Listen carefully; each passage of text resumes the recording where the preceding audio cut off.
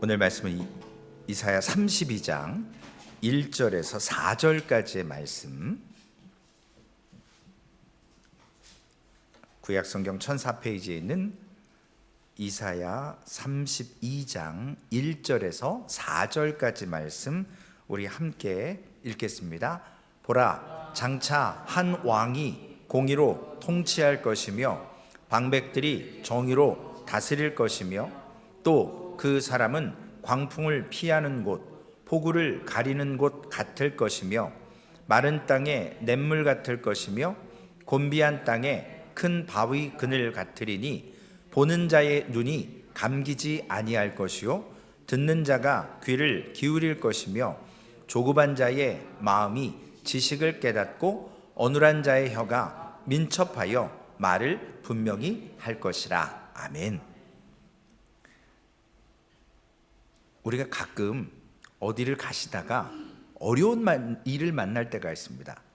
운전을 하다가 갑자기 차가 한쪽으로 기울어서 차를 세워놓고 보니까 타이어 공기가 다 빠져서 플랫돼서 어떻게 도움을 받을 상황이 안 되고, 또 어디를 가다가 폭우를 만나서 비를 피할 곳도 없게 되고, 심지어는 운전을 하다가 가스가 떨어지는 경우도 왕왕 우리는 보게 됩니다.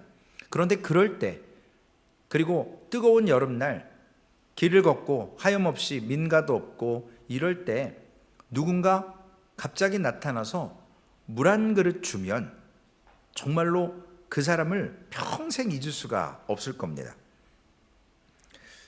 우리 회장님 며칠 동안 계속 고생하시고 다른 성도님과 하시는데, 도움의 손길이 생각지도 못한 분들이 오셔서 돕고 함께 하실 때마다 너무나도 행복하시다고 얘기를 하세요. 제일 힘드시겠죠, 회장이니까. 또 우리 사모님이나 또 성도님들 한 분 한 분 일하시다가 오고 또 일하시다가 가시고 또 가서 일하시고 쉽지 않은 일인데, 우리에게 이러한 감사하는 사람들이 기억되는 곳, 사실은 오늘 본문의 예루살렘이 그런 곳이었습니다. 어떤 나그네가 왔다가 예루살렘에서 갈 바를 알지 못하고 거처할 할 곳이 없고 먹을 것이 없을 때, 예루살렘은 그러한 나그네와 고아나 객과 과부를 그냥 함부로 하지 않고 집안에 들이고 먹을 것을 주고 재워주고 회복하게 하는 그러한 곳이었습니다. 이러한 안전하고 보호받을 수 있는 곳이었던 예루살렘이 하나님의 백성으로 말미암아 하나님의 도성인 걸 안 믿는 사람도, 야, 저 예루살렘에 가면 도움을 받을 수 있어, 거기까지만 우리가 어떻게 해서 한번 가보자. 그런데 그러한 예루살렘의 특징, 남을 돕고 보호해주는 역할이 유지될 수 있는 것은 그 나라에, 그 땅에 노력하는 사람이 있었다라는 거죠. 제가 오늘도 성도님에게 물어봤습니다. 바자회 준비하는 게 힘들어요? 사람 비유 맞히는 게 힘들어요? 웃으시는 분들은 다 하시는 거죠. 일은요, 힘들어도 괜찮아요. 지나놓고 보면 쉬면 나다. 이 마음은, 그래서 우리가 마음 관리를 상당히 조심해야 되거든요. 예루살렘의 타락과 부패, 누구에게서 왔냐면 예루살렘을 관리했던 책임자, 즉 예루살렘의 왕이 타락하니까 백성들도 이제는 무자비해지는 거예요. 예루살렘의 기능을 점점 잃어버리는 겁니다. 앞에서 굶주려도, 제가 다시 한번 성지순례를 가면 꼭 안식일 때 한번 예루살렘 그 거리를 가보고 싶은 생각이 있어요. 제가 지난번에도 한번 가보긴 했는데요, 예전에는요 유대인들이 이와 같이 안식일이 시작되는 금요일 날 저녁 5시, 오후 5시쯤 되면 팔다가 남은 음식들을 다 길 한가운데 다 내놨습니다. 이건 제가 본 게 아니고 선교사님하고 유튜브를 통해서 본 거예요.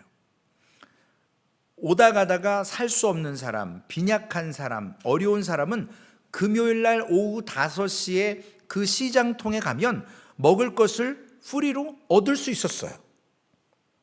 그런데 요즘은요, 내놓긴 내놓는데요, 근데 누군가 이렇게 가져가려고 그러면 돈 내라고 그런대요. 수법이 달라졌어요. 옛날 예루살렘이 아니라는 거죠. 이와 같이 돕는 모습들이 상실됐습니다. 더 이상 예루살렘이 필요성을 느끼지 못하니까 하나님께서 오늘 하시는 말씀을 이 예루살렘을 없애고 새로운 예루살렘을 내가 세울 것이다 라고 말씀하십니다. 그런데 그러한 관리를 할 사람, 예루살렘의 역할을 감당할 필요가 있는 사람, 그 변질되지 않고 영구히 그 왕의 예루살렘의 통치권을 갖고 있는 사람을 세워주실 것이라고 약속하십니다. 이사야는 이러한 예루살렘 무너지기 직전의 상황에 등장해서 하나님의 말씀을 대언하는 자가 됩니다. 오늘 1절 말씀에 보면 나라가 거의 망하게 될 그때에 하나님께서 이러한 말씀으로 소망을 주시는데, 보라, 장차 한 왕이 공의로 통치할 것이요 방백들이 정의로 다스릴 것이며, 여러분, but, 그러나, 혹은 see, 보라, 이 말은요 앞에 있었던 상황을 반전시키는 거거든요. 획기적인 제안을 하는 거예요. 변화가 있을 거라는 거예요. 이사야 12장 2절에도 그런 말씀이 있었어요. 보라, 하나님은 나의 구원이시라. 내가 의뢰하고 두려움이 없으리니. 황망한 시절에서 하나님이 계신다라는 거예요. 오늘 새로운 한 왕이 공의로 통치할 거랍니다. 그리고 백성들도 그 정의로 다스릴 거라는 거예요. 백성들을. 이 말씀은 유다가 지금 겪고 있는 현실을 잘 파악해서 국가의 흥망성패가 아수르의 위험 앞에서 하나님이 주시는 약속 앞에서 꺼지지 않는 등불이 될 거라는 거예요. 공의로 하나님이 통치하실 거라는 겁니다. 그러나 이 약속이 성취되기까지는 현실이 녹록치가 않았어요. 북이스라엘 왕국은 이미 망했고요. 우리가 앞으로 몇 주 후에 보게 될 36장에 가면 확인되겠지만 남왕국 유다도 많은 영토를 잃고 오직 예루살렘만 남는 절제절명의 순간이 오게 됩니다. 도무지 눈으로는요 소망이 없는 거예요. 여러분, 망하는 일만 남았는데 지금 그걸 황망하게 바라보고 있는 거예요. 꼭 요나가 느니웨 성이, 자기는 대충 전했잖아요. 이제 사흘 후에 하나님이 멸망하시는데 믿을람 믿고 말람 말고, 이럴 때 막 금식하니까 화가 나고 이거 망해야 되는데 왜 안 망해? 그리고 보고 있는 거예요. 그런 것처럼 나라의 존재하는 목적은요 어디에 있느냐면, 존재한다라는 그 자체에 있는 게 아니라 그 존재로 인해서 어떤 가치, 어떤 내용을 가지고 그 나라가 설 것이냐, 이게 중요한 거거든요. 우리가 바자회 하는 건요 돈을 많이 모으는 것, 그거는 저 밑에 있는 목적이에요. 하나님의 복음이 우리를 통해서 유통되고 딜리버리되고 증거될 수 있도록 우리가 그 귀한 선교 바자의 물품과 음식을 팔아서 어느 정도의 선교 헌금이 마련되면 나중에, 저는 아니겠지만 전달하실 분들이, 선교하실 분들이, 그리고 하시는 귀한 사역의 모습의 성도님들, 목회자, 목사님, 사모님, 성도님이 계시기 때문에 그때 하나님이 사용하시고자 하는 거예요. 누가 구원받을지 우리는 모릅니다. 그러나 가시는 선교사, 그죠? 보내는 선교사, 그리고 이와 같이 헌신을 통해서 우리가 왜 하는 존재의 의미를 하나님은 선교 바자의 최고의 목적으로 두신다라는 거예요. 작년에 10,000불 넘었으니까 이번엔 11,000불 해야지. 아니요. 그런 생각 가지면 안 돼요. 숫자에 목숨 걸면 안 돼요.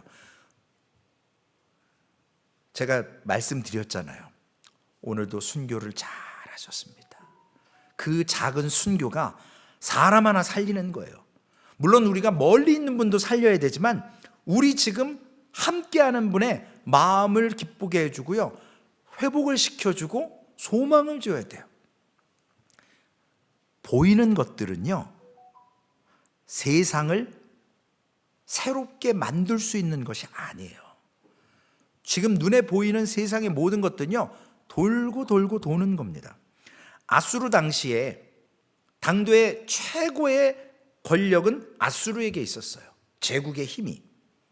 아수르 앞에 다 망합니다. 그렇지만 그들의 공포, 그 다음에 폭력, 이런 것들은 정의나 공의 관심 없어요. 우린 그냥 땅을 불리는 거에 있는 거예요. 통치하는 게 있는 겁니다. 그런데 그걸 유일하게 막을 수 있는 게 어디라고 그랬죠? 애굽이 유일하게 막을 수 있는 존재로 눈에 보였어요. 그러니까 남유다가 애굽의 화친을 청하게 되는 겁니다. 이사야 30장 1절에서 5절 말씀에 당시 이사야가 활동했던 남유다의 상황, 역사적인 모습들, 이걸 이렇게 기록합니다. 여호와께서 이르시되 패역한 자식들은 화 있을진저 그들이 개교를 베푸나 나로 말미암지 아니하며 맹약을 맺으나 나의 영으로 말미암지 아니하고 죄에 죄를 더하도다. 그들이 바로의 세력 안에서 스스로 강하려 하며 애굽의 그늘에 피하려 하여 애굽으로 내려갔을 때 나의 입에 묻지 아니하였도다.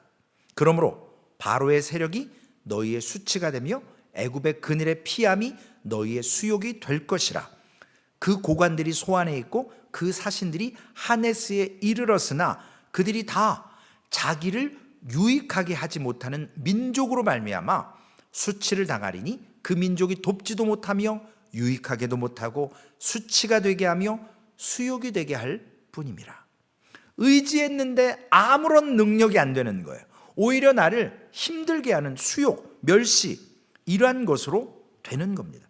하나님이 왜 유다가 애굽 찾아간 거에 대해서 그렇게 화를 내시냐는 거죠. 왜 진노하시냐는 거예요.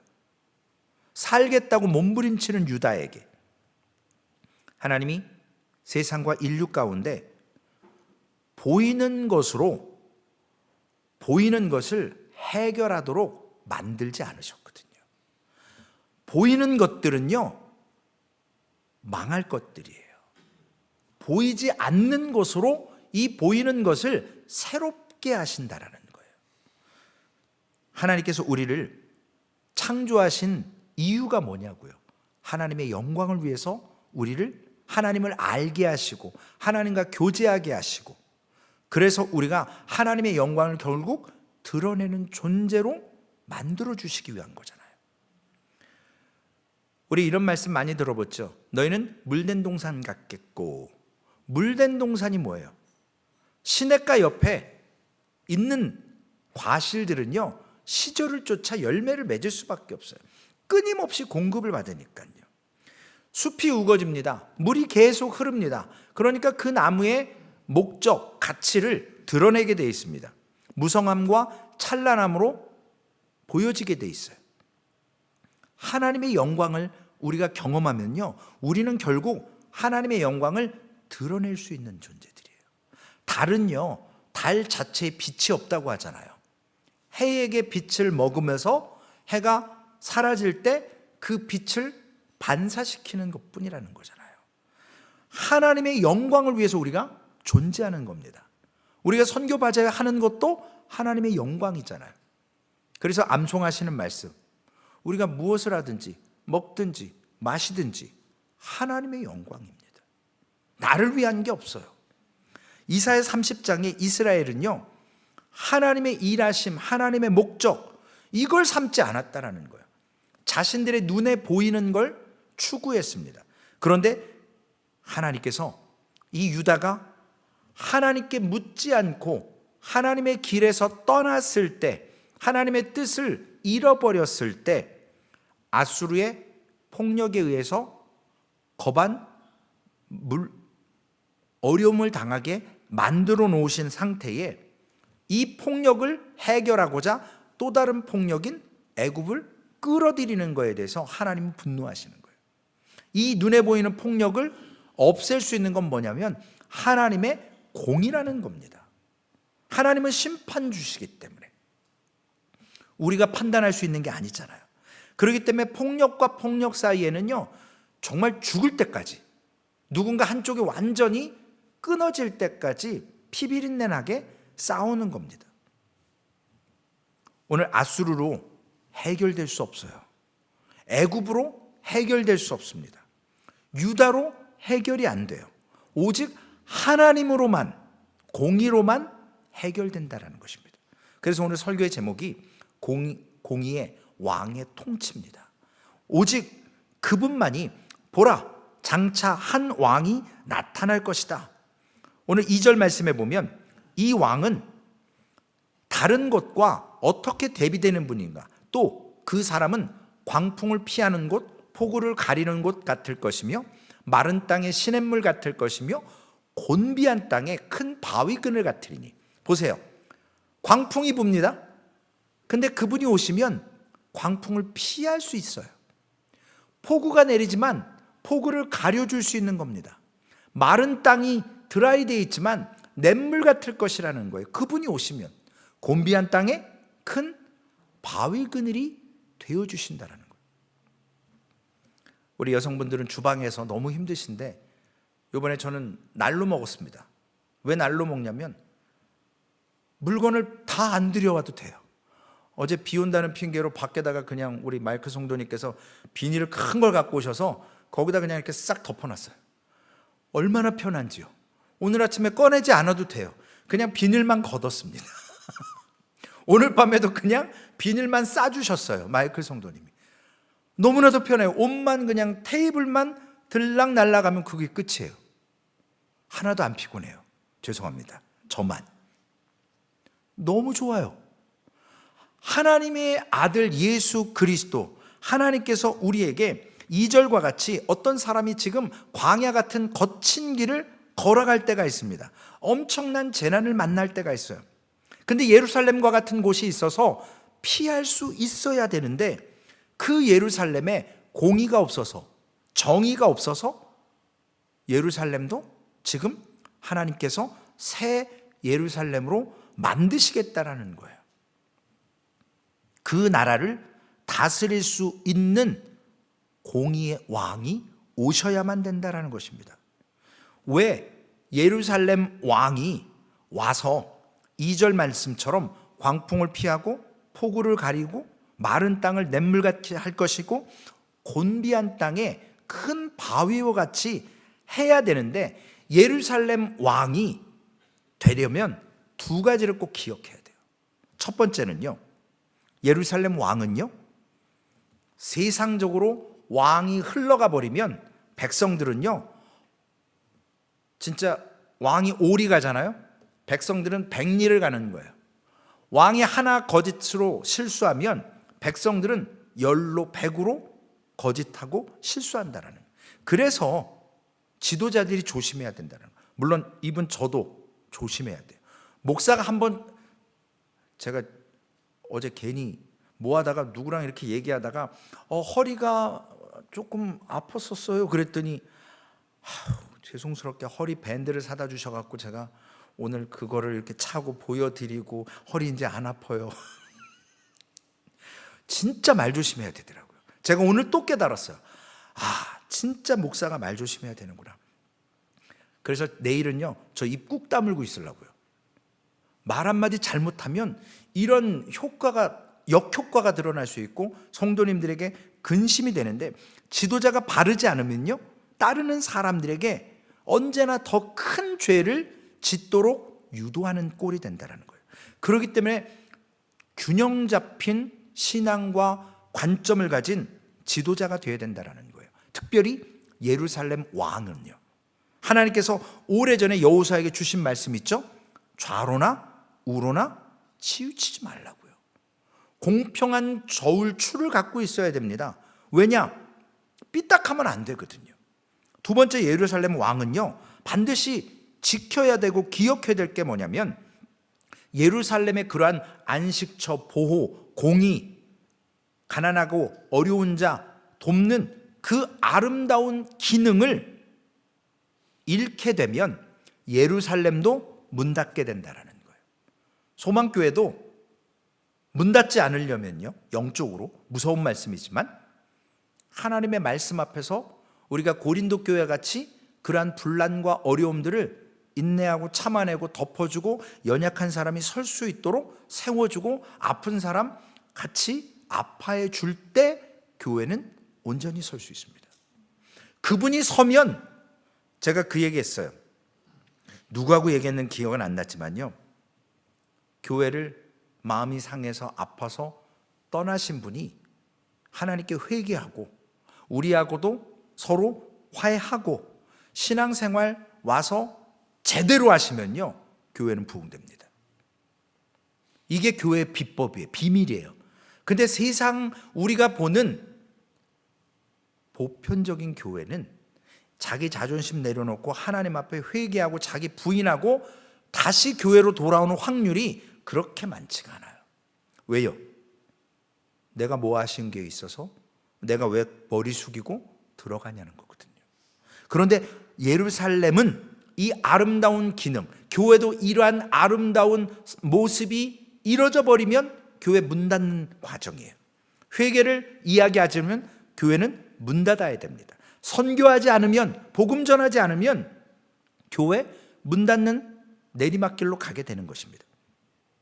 다윗과 같이, 혹은 뭐 히스기야도 마지막에 좀 그랬긴 했지만, 그런 왕이 들어서면 예루살렘에 문제될 것이 크게 없습니다. 물론 그들의 흠결이 있어요. 그러나 아하스나 므낫세가 등장하면요, 문 닫는 거예요. 나라 끝나는 겁니다. 왜냐? 왕으로부터 시작해서 너그러운 자비가 없거든요. 무지막지하거든요. 우리 인생에 하나님께서 우리에게 가르치시는 것이 뭡니까? 우리가 아무리 능력이 있어도요, 광풍을 피할 수가 없어요. 그렇죠? 드라이 되는 마음을 피할 수 없습니다. 폭우를 가릴 수 없어요. 냇물의 마름을 막을 수가 없어요. 바위 그늘로 피할 수가 없어요. 우리의 능력으로. 우리가 세상에서 경험하는 가장 큰 진실과 불변되는 사실은 뭡니까? 인간이 행복하고 만족스러워하는 것을 가지고 세상을 완전하게 만들어낼 수 없다라는 거거든요. 세상은 광풍에 광풍을 더합니다. 폭우에 폭우를 더해요. 마른 땅에 더 말라 비틀어지게 합니다. 바위를 깨뜨립니다. 제가 왜 순교라고, 작은 순교라고 얼마 전에도 설교 말씀을 함께 나눴지만, 우리가 죽는 거거든요. 상대방이 지금 막 이럴 때 내가 그냥 죽어야 돼요. 안 그러면 싸움 되니까. 그 사람 비유 맞춰주는 거예요. 어려워요. 진짜 쪼그려 앉으셔갖고요, 탄식을 하는 분도 계세요. 너무 힘드니까. 알죠. 왜 안 힘들겠어요? 그냥 간이고 쓸개고 다 빼야 되는데요. 그러나 일정 기간 우리가 참아주고 인내할 때 그 사람이 설 수 있거든요. 그 날을 고대하는 거죠. 주님의 재림의 때까지. 그래서 기독교는 끊임없이 이 해답 앞에서 내가 해결할 수 없기 때문에 나는 쓰임받음 속에서 인내하고 절제함으로 아수르만 피하는 데 급급하는 인생을 살지 말자라는 거죠. 해답은 애굽에 있지 않습니다. 누구에게 있습니까? 해답은 나에게 있어요. 나를 통해서 하나님이 어떤 목적으로 창조하셨고, 나를 왜 소망교회를 통해서 나의 일생 가운데 하나님이 왜 존재하게 하셨고, 지금 나를 자꾸 작은 순교로 나를 왜 이렇게 만드실까? 어느 목사님이 저에게 그런 부탁을 하더라고요. 목사님, 우리 애 결혼시켜야 되는데 사람을 좀 소개시키래요. 그래서 제가 뭐 아는 사람 있어야죠. 아니, 뺨 맞을 일 있냐고요. 제가 옷은 바라지도 않아요. 어느 목사님이요, 목회를 크게 하셨어요. 제가 잘 아는 목사님이에요. 근데 딸이 있는데 누구한테 결혼을 시켰냐면 그 교회 장로님 아들하고 결혼을 시켰어요. 얼마나 후회하는지 몰라요.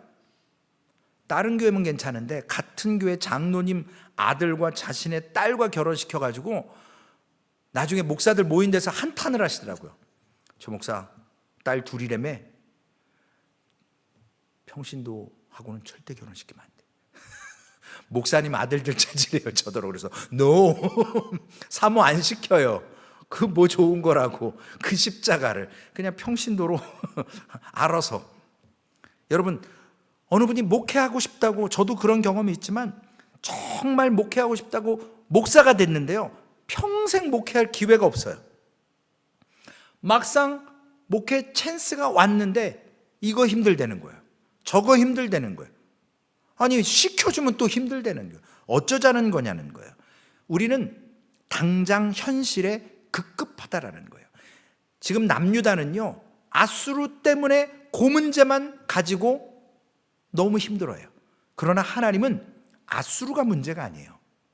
공의로 통치하시는 하나님의 주권, 하나님의 능력을 신뢰하지 않는 유다의 모습을 통해서, 꿈이 없는 민족을 통해서 안타까워하시는 거예요.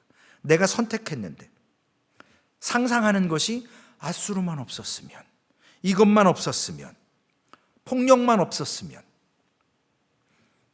앞으로 공의의 왕으로 오실 이는 여러분들이 다 아시는 예수 그리스도이십니다. 그분의 영원한 통치가 있을 것이고요, 이제까지 정직하지 못했던 예루살렘에 영원한 정직함을 허락하실 왕으로 오셨습니다. 은혜가 잃어버렸던 곳에 은혜로 회복시키실 분으로, 더 이상 왕이 바뀌지 않는 영원한 왕으로 오셨습니다. 그것이 신약을 사는 우리 교회의 큰 축복입니다. 신약의 교회는요, 왕이 바뀔 이유가 없어요. 우리는 무슨 인간 새로운 왕 필요치가 않아요. 만왕의 왕으로 오신 예수 그리스도가 이미 2000년 전에 왕으로 이 땅에 하나님의 나라를 시작하셨기 때문에요. 그분은 어제나 오늘이나 동일하십니다. 그리고 그 왕은 잘못해서 은혜가 끊길 일이 전혀 없습니다. 예루살렘의 안전이 흔들릴 일이 전혀 없어요. 여기서 말씀드린 예루살렘은 지형적인 예루살렘이 아니라는 거 아실 거예요. 오늘 본문을 통해서 여러분, 교회가 하는 일을 다시 한번 우리가 생각해 봐야 됩니다. 교회는요, 세상의 폭풍과 폭우와 그 폭염 가운데 피난처가 되어야 되는 것입니다. 폭염에 지쳐 쓰러는 자에게 시원한 물 한 모금 줄 수 있고 그늘로 피할 수 있는 그 곳이 바로 소망교회가 되어야 됩니다. 하지만 이걸 문자적으로 해서요, 저 사람 지금 집이 없대, 그러니까 우리가 교회에서 채워줘야지. 저 사람 지금 갈 곳이 없대, 저 사람 뭐가 없대, 이래서 그걸 하는 것이, 물론 도와는 줘야 돼요. 그러나 우리에게 찾아오는 공경의 어려움의 원인이 뭡니까? 어디에서 왜 우리에게 어려움과 환난이 옵니까? 다른 데 없습니다. 나의 죄 때문이에요. 나의 연약함 때문입니다. 그래서 교회는 죄로 인해서 상처받고 심령의 치료를 받아야 되고 새로운 소망을 가져야 될 영혼들의 병원이 돼야 되는 것입니다. 근데 그리스도가 오면요, 그 한 분, 공의의 왕이 오시면 3절에 어떤 변화가 일어납니까? 오늘 본문 3절에 보면 보는 자의 눈이 감기지 아니할 것이요, 듣는 자의 귀를 기울일 것이며. 여러분 앞쪽에 보시면요, 봐도 제대로 못 봐요. 들어야 되는데 귀가 막힙니다. 하나님의 말씀 앞에서 죄로 인해서 눈에 보이는 것을 쫓을 때는 하나님이 눈을 감기고 귀를 막아버리세요. 그러나 공의의 왕이 오시면 보는 자의 눈이 감기지 않을 거라는 거죠. 듣는 자의 귀가 계속 은혜의 말씀을 듣게 만들어 주신다는 겁니다. 우리에게 영적 장애잖아요. 교회에 오셔서 하나님의 말씀을 듣지만 깨닫는 분이 계시고 아직 때가 안 돼서 깨닫지 못하는 분이 있습니다. 제가 최근에 새벽 예배를 하면서 기도하다가 그런 말씀, 아는 말씀인데 갑자기 그 말씀이 딱 와닿더라고요. 블레셋과 이스라엘이 전쟁하다가 맨날 지니까 하나님의 법궤를 갖고 가면 하나님의 임재니까 우리가 이기겠지 하고 끌고 가지 않습니까? 전쟁터에. 그러다가 잊어버려요.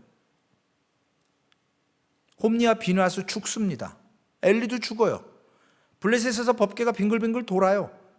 자기네 신전에다 갖다 놓으면 신전 모가지 날아가고 팔목 날아가고 엎어져서 하나님의 법궤 앞에 절하고 앉아있고, 그러니까 블레셋도 골칫거린 거예요. 하다 안 돼가지고 벳세메스의 암소를 통해서 보낼 때 이스라엘 지경에 왔습니다.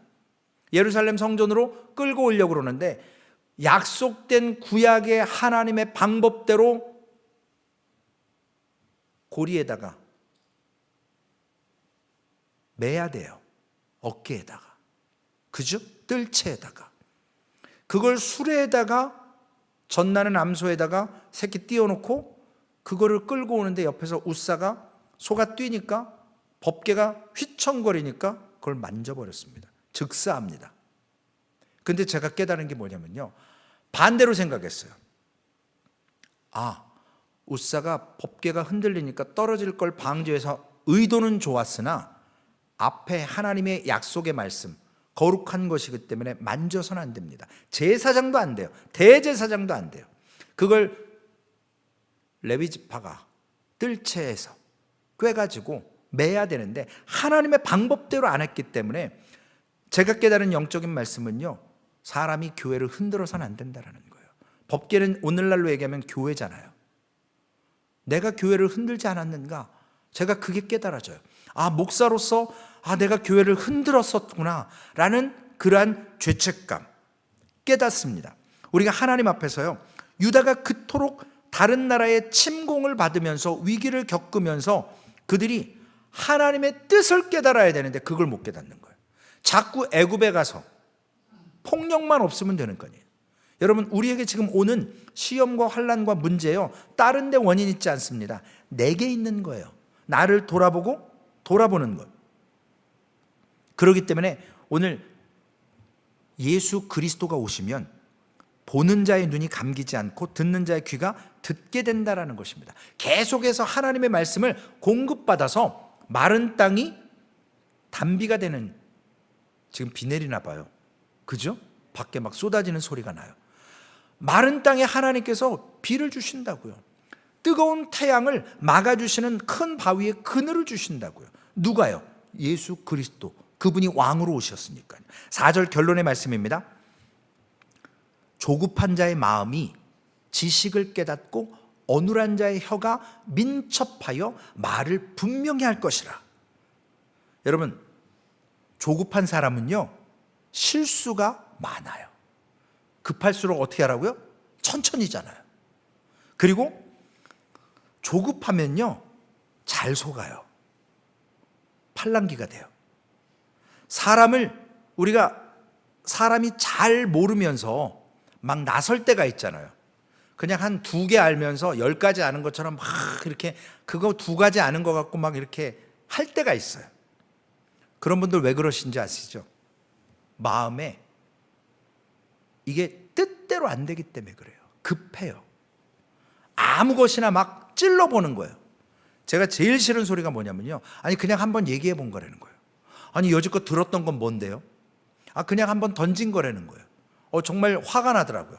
내가 얼마나 시간을 투자해서 들어주고 했는데 나는 교회를 위해서 한번 던졌다는 거예요. 여러분, 제가 만약에 의사분들이 모여있는 그런 세미나에 가서 저를 스피커로 세워놓으면 제가 어버버버 할 거 아니에요. 제가 전문 용어를 알아요. 공부를 해봤어요. 아무것도 몰라요. 바보 되는 거거든요. 의사들도요, 수술을 할 때 급하면, 그래서 그분들 강심장이라고 그러잖아요. 심장 박송수도 빨리 안 뛰고 냉철하게 자신들이 배웠던 지식과 훈련했던 그러한 경험을 통해서 환자를 살리겠다라는 그 목적 때문에 자신의 감정에 의해서 치우치지 않고 급하지 않게. 왜냐, 신경 하나 잘못 들으면 평생 불구가 되는 그러한 결과가 났습니다. 수술할 곳을 정확히 알고 어떻게 접근할 걸 어떻게 정확히 알고 하는 것처럼 그리스도가 오시면 우리의 지혜가 어떻게 된다고요? 지식이 깨달아진다는 거예요. 조급했던 마음이요, 이제는 조급해지지 않는답니다. 영원한 왕, 공의 왕이 오시면요. 그래서 예수님께서 오셔서 우리에게 말씀을 깨닫게 하실 때 우리는 본질을 알게 되는 거예요. 제자들이 떡이 남았는데 떡 안 갖고 왔다 그러니까 난리가 났잖아요. 근데 예수님이 말씀하신 건 그 남은 떡, 광주리 갖고 오는 게 아니에요. 바리새인과 서기관들의 누룩을 조심하라는 거잖아요. 본질을 못 깨닫는 거예요. 그러나 예수 그리스도의 십자가의 죽으심과 부활하심을 경험하고 나서야 그들은 하나님의 말씀을, 들었던 말씀을 깨닫게 됩니다. 성령께서 어눌한 자의 혀가 민첩하여 말을 분명히 하게 하신답니다. 여러분, 신약시대에 하나님의 지혜가 구약시대와는요 비교할 수 없도록 우리는 은혜 받은 거예요. 구약은요 희미했어요. 복음이 하나님의 나라에 대해서 희미하게 기록해 놨습니다. 그러나 신약 성경은요 그걸 완전하게 기록해 놓으셨어요. 그래서 우리가 성경을 보면 구약보다 신약이 쉬운 이유가 그겁니다. 왜냐? 예수 그리스도가 오셔서 완성시키셨거든요. 요엘 선지자가 뭐라고 얘기합니까? 요엘 2장 28절에 그 후에 내가 내 영을 만민에게 부어주리니 너희 자녀들이 장래일을 말할 것이며 너희 늙은이는 꿈을 꾸며 너희 젊은이는 이상을 볼 것이며. 왜 사람들이요 광풍을 맞습니까? 왜 폭우를 맞습니까? 왜 폭염 가운데 노출됩니까? 왜 그걸 피하지 못할까요? 영적 분별력이 없어서 그래요. 우리의 죄를 깨닫지 못하게서 그래요. 유다가요 애굽을 쫓아갈 것이 아니라 지금 하나님 앞에 엎드려 있는 상황이에요. 그래야만 됩니다. 히스기야에게 너 정리해라, 너 이제 죽을 거야.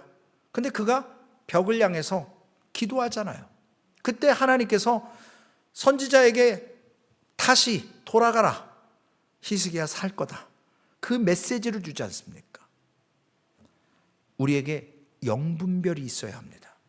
그래야만 예수 그리스도가 주시는 영분별을 통해서 우리가 왜 받아야 하는지, 내가 오늘 왜 혈기를 죽여야 되는지, 오늘 내가 왜 저 사람의 말을 듣고도 분노하지 않고 이해해야 되는지, 그것은 하나님께서 나를 통해서 세상을 이기게 하시기 위한 영분별의 은사라는 것입니다. 내일 우리 모두 죽읍시다. 순교하시자고요. 사람을 살리시자고요. 그래서 함께 일하시는 분들, 지금까지 너무 좋았잖아요. 막 많은 분들이 오셔서 돕고 기뻐하시고 즐거워하시고, 그것이 내일 또 잘 마무리되고 또 공교롭게 또 4월 첫 주네요. 성만찬도 있습니다. 우리가 함께 하나님 앞에 떡을 떼고 그 포도주를 마시면서 하나님 앞에 영광을 돌리고 예수 그리스도가 나에게 주시는 영분별의 은사를 통해서 공의의 왕이 통치하시면 바위 그늘에 물낸 동산과 같이, 그리고 폭우와 그 환난을 피할 수 있는 영분별의 은사를 주십니다. 오늘도 그 영분별의 은사 속에서 믿음으로 서셔서 내일 아름다운 순교가 우리 소망교회 안에서, 그래서 선교에 또 순교가 이루어지고 그것이 전해져서 하나님의 복음이 과테말라로, 남수단으로, 아프리카로 흘러 넘쳐지기를 주님의 이름으로 부탁을 드리겠습니다. 기도하시겠습니다.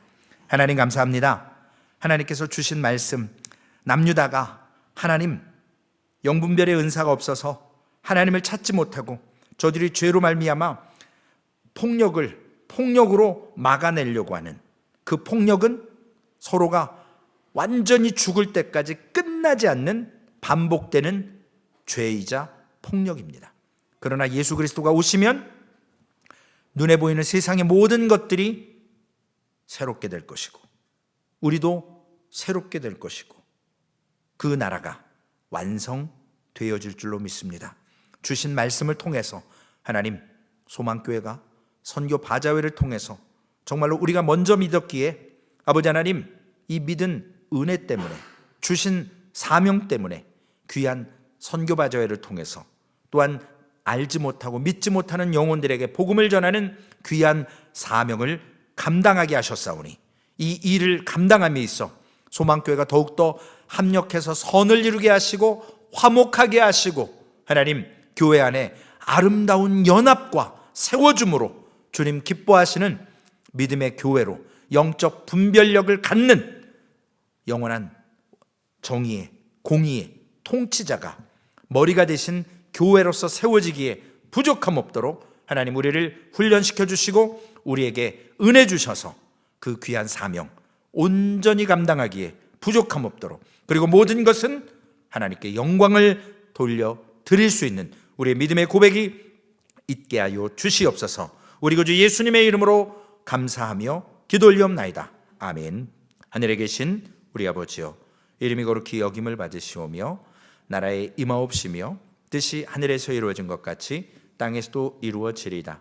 오늘날 우리에게 일용할 양식을 주옵시고 우리가 우리에게 죄 지은 자를 사하여 준 것 같이 우리의 죄를 사하여 주옵시고 우리를 시험에 들게 하지 마옵시며 다만 악에서 구하옵소서. 대개 나라와 권세와 영광이 아버지께 영원히 있사옵나이다. 아멘.